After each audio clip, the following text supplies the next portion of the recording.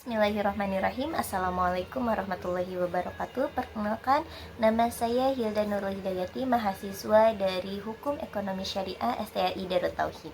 Insya Allah pada kesempatan kali ini saya akan membawakan materi terkait sengketa litigasi sebagai salah satu tugas ujian akhir semester mata kuliah Hukum Perlindungan Transaksi. Selamat. Sengketa litigasi mata kuliah Hukum Perlindungan Transaksi. Perdagangan atau peniadaan dalam arti umum ialah pekerjaan membeli barang dari suatu tempat atau pada suatu waktu dan menjual barang itu di tempat lain atau pada waktu yang berikut dengan maksud memperoleh keuntungan, sehingga tidak menutup kemungkinan terjadinya sengketa dalam prosesnya. Hal ini karena terdapatnya banyak kepentingan yang berusaha dipertemukan dalam kegiatan ekonomi ini. Penyelesaian sengketa dagang ini kemudian dapat diselesaikan dalam beberapa cara, yaitu secara litigasi atau melalui prosedur formal beracara di pengadilan, dan acara non-litigasi yang mencakup arbitrase, mediasi, konsiliasi, APS, dan lain semacamnya. Menurut Profesor Dr. Komar Kaatmaja, SH, dalam Haula Adauf 1991, Arbitrase Komersial Internasional Raja Wali, Jakarta halaman 4-5, menjelaskan bahwa LLM penyelesaian sengketa dapat digolongkan dalam 3 golongan. Yang pertama, penyelesaian dengan menggunakan negosiasi, baik yang langsung, negotiation simplicer, ataupun dengan penyertaan pihak ketiga, mediasi dan konsiliasi. Penyelesaian sengketa dengan cara litigasi baik bersifat nasional maupun internasional, penyelesaian sengketa dengan cara arbitrase baik bersifat ad hoc maupun terlembaga. Penyelesaian sengketa dagang melalui proses litigasi. Yang pertama, ada one prestasi atau ingkar janji, adalah hubungan erat dengan adanya perkaitan atau perjanjian antar pihak. Baik perkaitan itu didasarkan perjanjian sesuai pasal 1338 sampai dengan 1431 KUH Perdata maupun perjanjian yang bersumber pada undang-undang seperti diatur dalam pasal 1352 sampai dengan pasal 1380 KUH Perdata. Yang selanjutnya ada perbuatan melawan hukum. Melawan hukum bukan hanya untuk pelanggaran perundang-undangan tertulis semata-mata, melainkan juga melingkupi atas setiap pelanggaran terhadap kesusilaan atau kepantasan dalam pergaulan hidup masyarakat. Yang ketiga ada kerugian salah satu pihak. Apabila salah satu pihak mengalami kerugian, yaitu kerugian dalam hukum perdata dapat bersumber dari wan prestasi dan perbuatan melawan hukum. Yang selanjutnya ada pihak yang tidak puas atas tanggapan yang menyebabkan kerugian. Ketika terjadi suatu sengketa dalam kegiatan bisnis maupun perdagangan, umumnya langkah pertama yang digunakan adalah negosiasi. Selanjutnya, pengertian litigasi. Apa itu litigasi? Litigasi adalah sistem penyelesaian sengketa melalui lembaga peradilan. Sengketa yang terjadi dan diperiksa melalui jalur litigasi akan diperiksa dan diputus oleh hakim. Penyelesaian sengketa melalui litigasi diatur dalam Undang-Undang Nomor 48 Tahun 2009, tentang kekuasaan kehakiman, mengatur penyelesaian melalui peradilan umum dan peradilan khusus. Satu asas yang cukup penting adalah siapa yang mendalikan wajib membuktikan kebenaran dalilnya. Asas ini dijabarkan dalam pasal 1865 KUHP yang mengemukakan bahwa setiap orang yang mendalilkan bahwa ia mempunyai suatu hak atau guna meneguhkan haknya sendiri maupun membantah suatu hak orang lain, menunjuk suatu peristiwa, diwajibkan membuktikan adanya hak atau peristiwa tersebut. Karakteristik, kelebihan, dan kelemahan sistem litigasi. Yang pertama, prosesnya sangat formal. Kedua, keputusan dibuat oleh hakim. Ketiga, para pihak tidak terlibat dalam pembuatan keputusan. Yang keempat, sifat keputusan memaksa dan mengikat. Kelima, orientasi kepada fakta hukum. Keenam, persidangan bersifat terbuka. Kelebihan sistem litigasi yang pertama, ruang lingkup pemeriksaannya yang lebih luas karena sistem peradilan di Indonesia terbagi menjadi beberapa bagian, yaitu peradilan umum, peradilan agama, peradilan militer, dan peradilan tata usaha negara, sehingga hampir semua jenis sengketa dapat diperiksa melalui jalur ini. Yang kedua, biaya yang relatif lebih murah. Salah satu asas peradilan Indonesia adalah sederhana, cepat, dan murah.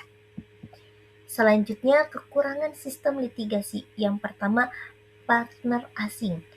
Apabila sengketa terjadi antara perusahaan dalam negeri melawan perusahaan luar negeri atau belum memberikan kepercayaan kepada efektivitas hukum di Indonesia.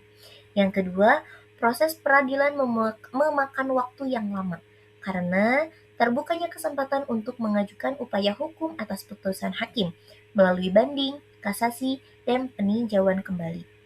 Hakim yang awam, pada dasarnya hakim harus paham terhadap semua jenis hukum.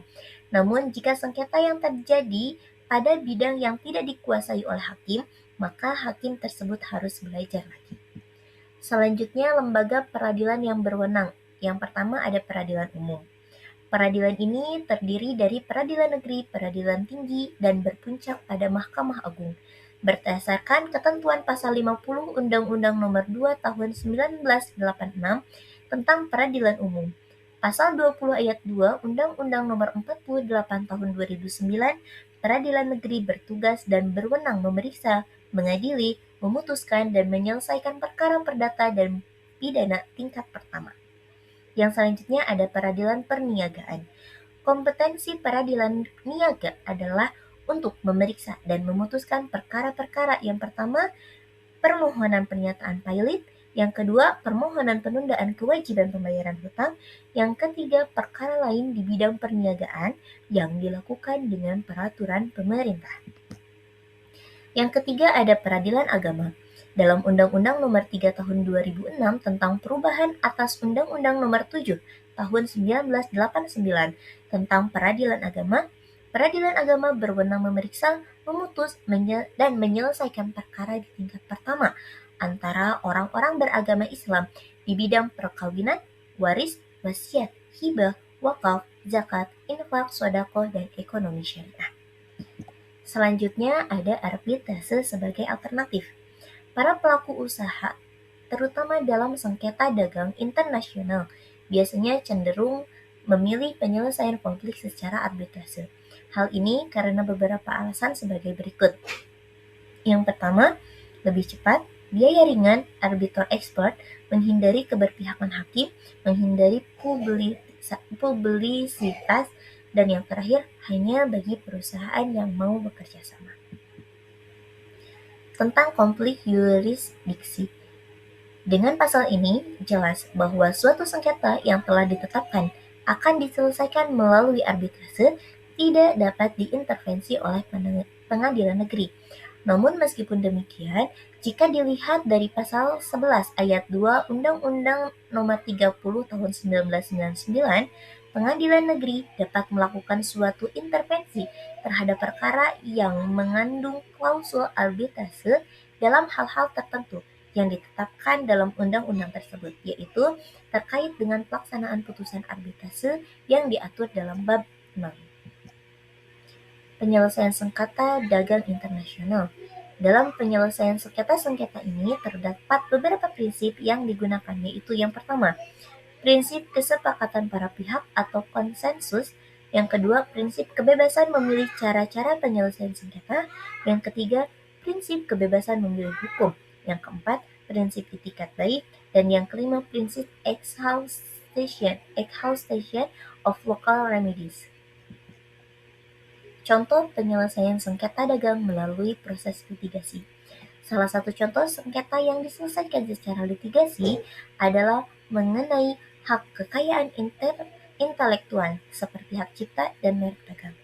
Beberapa penyebab perselisihan dalam sengketa HKI lazimnya adalah yang pertama, ketidakjelasan status kepemilikan, yang kedua, penggunaan HKI tanpa seizin pemilik, yang ketiga, tidak dipenuhinya perjanjian lisensi HKI. Berikut adalah prosedur persidangan di peradilan niaga secara singkat. Yang pertama, penyampaian gugatan kepada ketua pengadilan. Kedua, mempelajari berkas gugatan dan menetapkan hari sidang. Ketiga, pemanggilan para pihak untuk bersidang.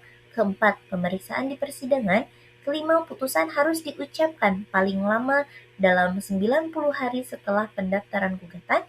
Keenam, penyampaian putusan kepada para pihak. Putusan pengadilan niaga dalam sengketa HKI terbuka upaya hukum kasasi ke Mahkamah Agung. Kekhususan di tingkat kasasi sebagai berikut. Yang pertama, tenggang waktu pengajuan kasasi paling lambat 14 hari. Kedua, tenggang waktu penyampaian memori kasasi paling lambat 7 hari sejak tanggal permohonan. Yang ketiga, pengiriman memori kasasi kepada pihak termohon kasasi paling lambat 2 hari setelah diterima memori kasasi. Yang keempat, pengajuan kontra memori kasasi paling lambat 7 hari setelah penerimaan memori kasasi. Pengiriman kontra memori kasasi kepada pihak lawan atau pemohon kasasi paling lambat 2 hari. Pengiriman berkas perkara ke Mahkamah Agung paling lambat 14 hari setelah pengiriman kontra memori kasasi tersebut di atas. Keenam, Mahkamah Agung wajib mempelajari bekas perkara kasasi dan menetapkan hari sidang paling lambat 7 hari setelah permohonan kasasi diterima oleh Mahkamah Agung. 7. Putusan kasasi harus diucapkan paling lambat 90 hari setelah permohonan diterima oleh Mahkamah Agung. Yang kedelapan, Panitera Mahkamah Agung wajib menyampaikan kepada Panitera Pengadilan Niaga paling lambat 7 hari setelah putusan kasasi diucapkan. 9. Jurusita Pengadilan Niaga menyampaikan salinan putusan kasasi kepada pemohon kasasi dan termohon kasasi paling lambat 7 hari setelah putusan kasasi diterima oleh Panitera Pengadilan Niaga. Alhamdulillahirrabbilalamin. Jazakumullahu khair atas perhatiannya. Mohon maaf apabila banyak kesalahan dalam pengucapan atau materi yang disampaikan. Billahi taufiq wal hidayah. Wassalamualaikum warahmatullahi wabarakatuh.